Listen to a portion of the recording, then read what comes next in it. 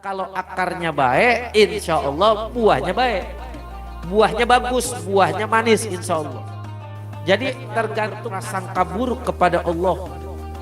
Akan muncul noda-noda sehingga susah lagi masuk nasihat-nasihat dari Allah Subhanahu wa Ta'ala. Tergantung kayunya.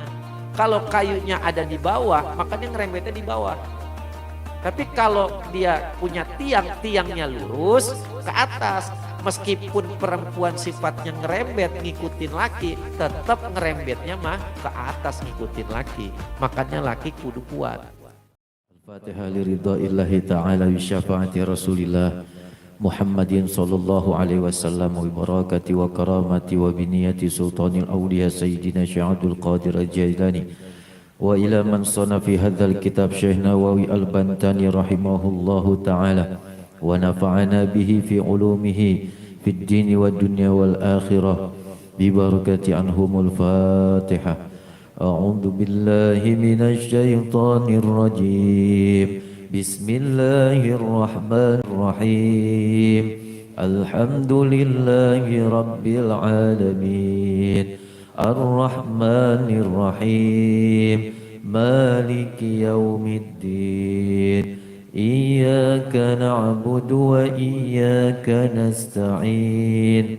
Ihdinas siratal mustaqim. صراط الذين أنعمت عليهم غير المغضوب عليهم ولا الضالين رب اغفر لنا ولوالدينا آمين بسم الله الرحمن الرحيم السلام عليكم ورحمة الله وبركاته.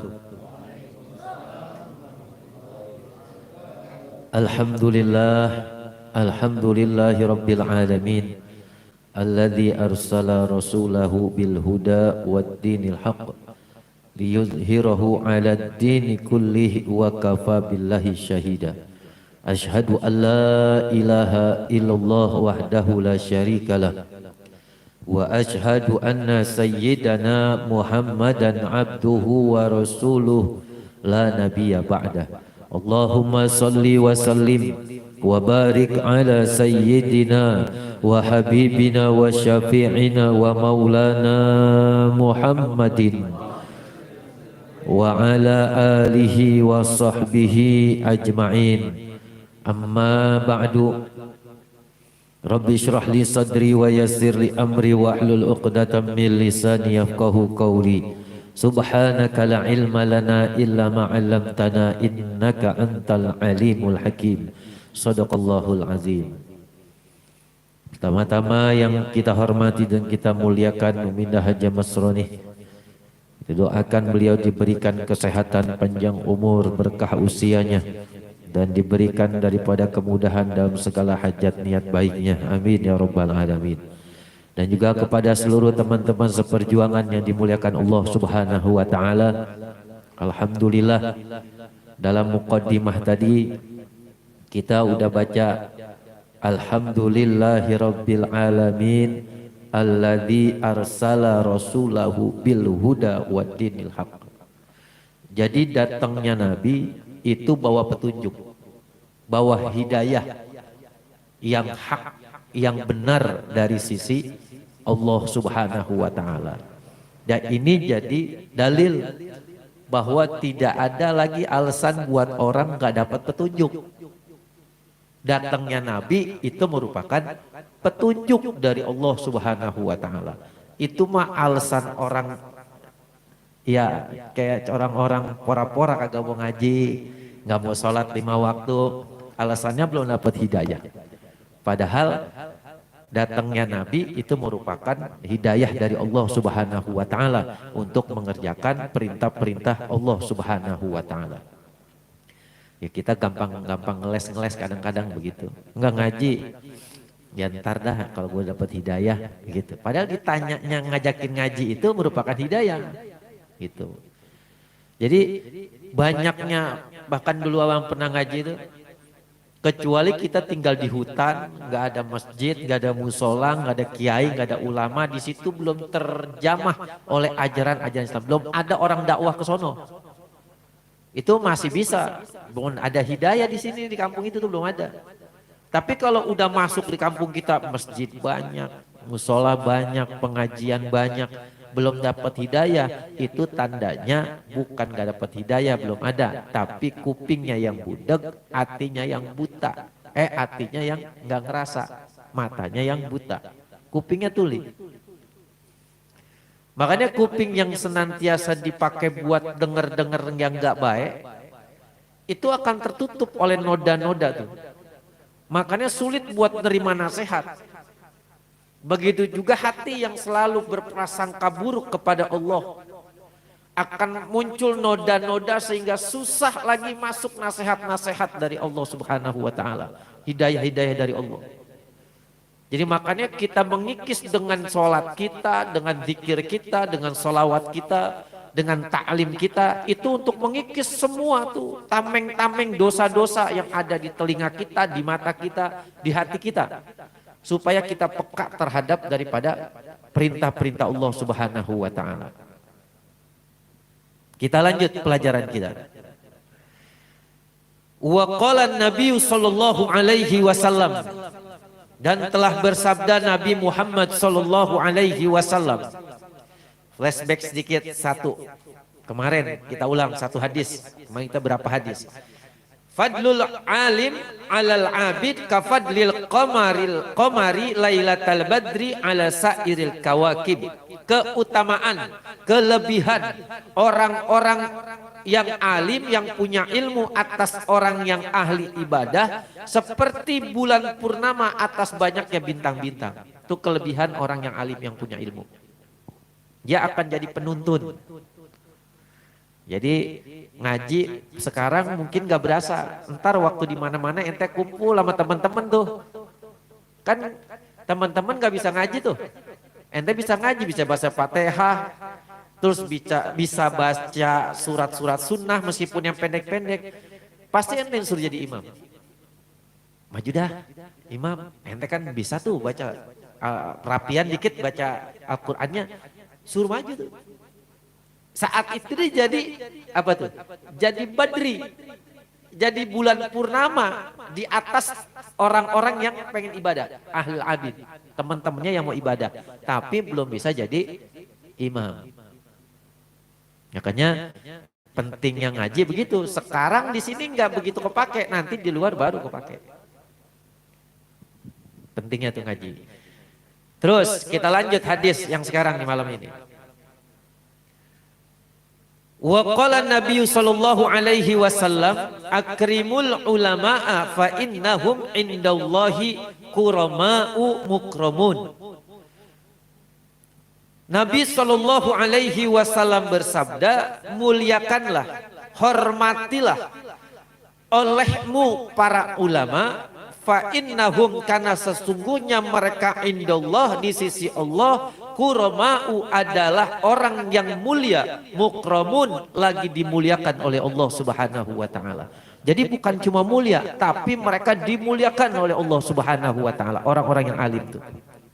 Jadi alasannya kita diperintahkan untuk menghormati ulama, yaitu karena mereka adalah orang-orang yang mulia di sisi Allah. Kalau kita memuliakan orang-orang yang dimuliakan oleh Allah, maka berarti kita juga mencintai daripada Allah Subhanahu wa taala. Jadi bukan karena orangnya mah sama kayak kita. Ya dia makan, dia minum, dia ngopi. Tapi karena dititipkan oleh Allah ilmu yang enggak dititipkan sama kita, maka kewajiban kita menghormati mereka. Menghormati itu bisa kita diajarin dengan cium tangan, tabarukan tuh. Terus kita berkata-kata yang baik, itu merupakan salah satu daripada menghormati ulama. Jangan sampai kita ngomong begini, umpamanya ada guru ngajar kitab terus kita undang, terus kagak datang umpamanya, ngomong begini kita, itu Ustadz udah gue bayar kagak datang. Jangan sampai tuh begitu, ada umat begitu, kagak kebayar ilmu mah. Cara ngargain orang alim, ngargain kiai, ngargain ulama bukan dengan duit, bukan, kagak kebayar ilmu mah. Jadi jangan sampai terucap nih di antara kita ngomong tuh kiai udah gue bayar, tuh ustadz udah gue bayar suruh ngajar kagak datang. Jangan. Itu bukan buat bayar ilmunya, nggak kebayar ilmu mah. Itu cuma salah satu kita untuk menghargai apa yang udah beliau berikan buat kita tuh. Waktunya, tenaganya, duduk di tengah-tengah kita umpamanya tuh. Jadi jangan sampai ada perkataan kayak gitu sama umat tuh, jangan sampai. Karena mereka nuntut ilmu itu perlu waktu yang panjang. Otaknya kudu ekstra ngapalin ayat, kitab, hadis, macam-macam. Kalau kita ngebayar sehari dia belajar aja nggak kebayar. Ya, bahkan Sayyidina Ali radhiyallahu an rela jadi budak buat yang ngajarin dia satu alif, satu huruf. Kita udah berapa huruf diajarin sama guru-guru kita tuh. Tapi guru-guru kita nggak pernah nyuruh kita jadi budak kan kagak. Yang penting kita jadi berubah jadi lebih baik, jadi benar. Lo girang banget tuh guru kita tuh. Cara menghargainya salah satunya apa? Dengan mendoakan ulama-ulama kita. Para wali-walinya Allah tuh salah satu cara kita berterima kasih, menghormati beliau tuh. Menghormati ulama. Wa qala Nabi sallallahu alaihi wasallam, dan telah bersabda Nabi Muhammad sallallahu alaihi wasallam, man akrama aliman, barang siapa yang memuliakan orang alim, kata Nabi, faqad akramani, maka sesungguhnya ia telah memuliakan aku. Masya Allah. Jadi kita nggak sadar tuh, sadar atau enggak, ketika kita menghormati orang-orang alim, maka sesungguhnya dengan kata lain kita juga menghormati, memuliakan daripada Nabi kita Muhammad Sallallahu Alaihi Wasallam. Kenapa? Karena mereka waratsatul anbiya. Mereka adalah pewaris para nabi yang memberikan ilmu-ilmunya kepada kita semuanya. Waman akramani, dan barang siapa yang memuliakan aku, kata Nabi, faqad akramallah, maka sesungguhnya dia juga memuliakan daripada Allah Subhanahu wa taala.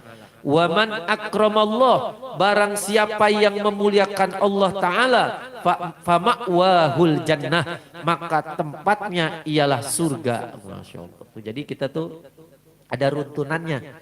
Meskipun kita zahirnya cuma ngormatin ulama, tapi sebetulnya ada runtunannya tanpa sadar atau enggak sadar.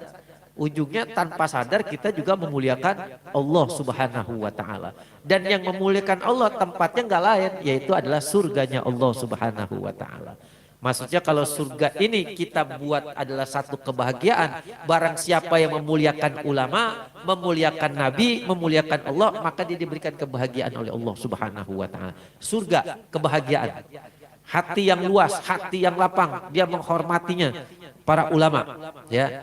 Jadi nanti ini ada pembagian lagi, nanti ada ulama khair, ada ulama su, ya. Ulama khair itu ulama yang benar-benar dia istiqomah di jalan Allah Subhanahu wa taala, yang benar-benar dia mencari rahmat dan ridho Allah Subhanahu wa taala, enggak menukar daripada ayat-ayatnya dengan dunia yang sifatnya sementara. Dunia itu hanya bahasa simbol, sesuatu yang sementara. Dia enggak tukar tuh. Ini ulama-ulama yang istiqomah. Tapi secara umum kita menghormati para ulama yang dititipkan ilmu oleh Allah Subhanahu wa taala, maka nanti kita pun akan dimuliakan oleh Allah Subhanahu wa taala dan ditempatkan dalam surganya Allah Subhanahu wa taala.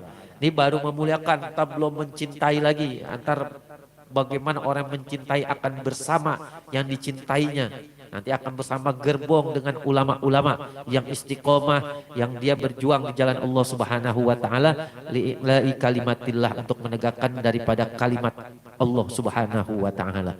Itulah dua hadis yang kita sampaikan pada malam hari ini.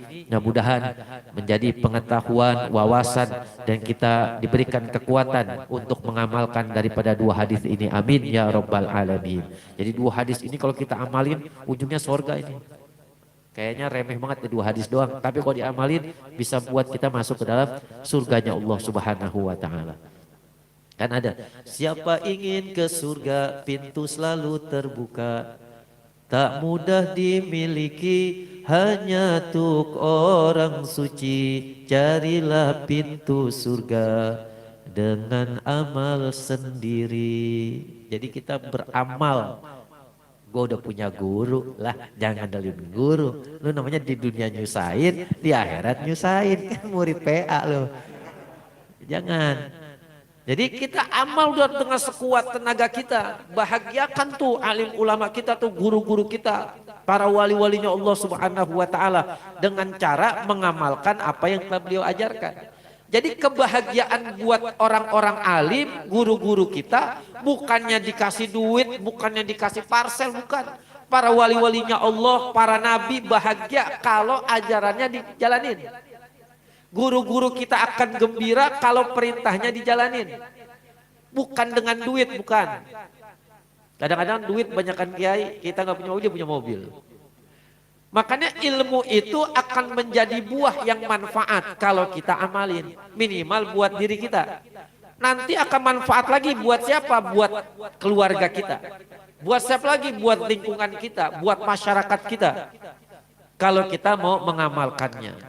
Makanya tanam pondasi yang baik, istiqomah, kuatin azam dalam hati kita. Kalau akarnya baik, insya Allah buahnya baik. Buahnya bagus, buahnya manis insya Allah. Jadi tergantung akarnya. Jangan sampai akarnya lemah, akarnya jelek, ngarepin buahnya manis. Berbuah baik udah cakep. Kita bisa duduk begini, dia bisa nangis ya. Zikir bisa, baca sholat bisa nangis. Kok gue kagak ya? Bisa ngaji cakep banget udah itu. Mungkin akarnya kita belum kuat sehingga belum bisa nangis, belum bisa ngeresep masuk ke dalam hati kita. Mungkin dia mah udah gitu kira-kira. Makanya introspeksi diri terus kita tuh. Biar bagaimana kita tancepin tuh akar-akar kita tuh. Apalagi laki-laki, sering abang sampein. Laki-laki biar kata sebego-begonya laki mah imam. Jadi imam tuh nanti. Makanya begitu dia udah ijab kabul, namanya bukan lagi bedul, imam. Buat bininya. Dia mimpin, udah sholat, bedul yang mimpin. Dia terus tadi keluarga, dia yang ngatur keluarganya, kepala keluarga. Imam udah berubah posisinya. Bukan lagi jadi pemuda, tapi jadi imam untuk keluarganya. Makanya seorang imam harus kuat lurus ke atas tuh kalau kata Bang Haji tuh. Biar kata perempuan mah dia kayak perempuan kayak pohonan merembet. Tergantung kayunya. Kalau kayunya ada di bawah, makanya ngerembetnya di bawah. Tapi kalau dia punya tiangnya lurus ke atas, meskipun perempuan sifatnya ngerembet ngikutin laki, tetap ngerembetnya mah ke atas ngikutin laki. Makanya laki kudu kuat ke Allahnya. Zikirnya biar banyak, belajarnya biar tekun tentang agama supaya bini ngikut. Biar kata bego-begonya perempuan bagaimana imam. Ya, makanya kuatin imannya supaya perempuan ngikut sama imamnya. Nah, ini ngarepin bini kita bener. Lah kita sendiri bengkok-bengkok. Bambu ibarat di bawah kemana baik. Perempuan tergantung begitu ngayap baik ngikutin bambu ibaratnya tuh kalau kata guru-guru kita tuh. Makanya lakinya kudu kuat, istiqomah ke Allah. Mantepin imannya, kuatin akidahnya. Supaya apa? Supaya bisa bawa istri, anak, keluarganya. Bukan cuma di dunia kebahagiaannya dibawa. Tapi bahagia juga termasuk ke dalam surganya Allah Subhanahu wa ta'ala. Itu tugas pemimpin, tugas imam. Jangan sampai dilalaikan tanggung jawabnya. Dah itu aja yang bisa Bang sampaikan.